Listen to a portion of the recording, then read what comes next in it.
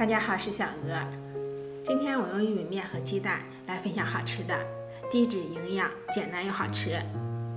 首先准备150克玉米面，倒入大盆中，再分次少量加入大约220毫升刚刚烧开的开水，把玉米面烫成颗粒状。玉米面烫一下，口感更细腻，更好吃，而且也会更加的营养，更加的香。最后搅拌成这种小颗粒就可以了。搅拌好之后，我们再打入2颗鸡蛋，再用筷子把鸡蛋和玉米面充分的搅拌均匀。因为这个面食是不需要发面的，所以说加2个鸡蛋口感会更加的松软。不喜欢吃鸡蛋呢，我们可以全部用开水。用量呢，大家可以酌情调整。最后就搅拌到这种状态，用手可以攥成团就行了。玉米面非常的没有粘性，用开水烫过之后会好很多，可以攥成团。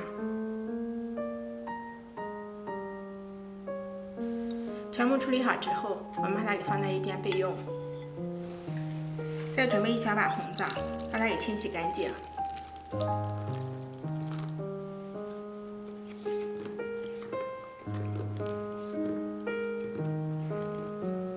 洗净之后，把它给控干水分，然后再取一个吸管，给它去掉里面的枣核。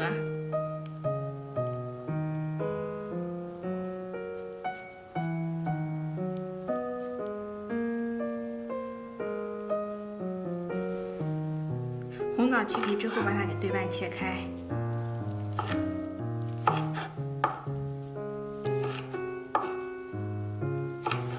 切好之后放在碗中备用。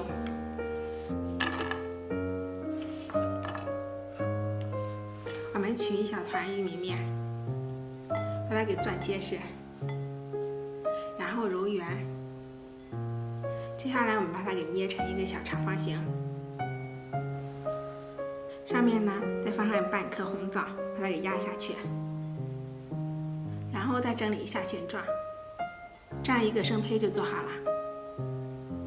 全部捏好之后放在蒸屉上，两之间都留有一点点空隙，防止粘连。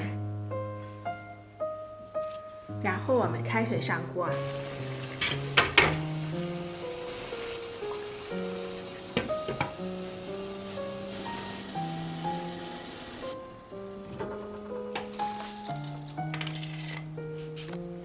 刚打开盖子就可以闻到一股浓浓的红枣香，还有玉米面的香味。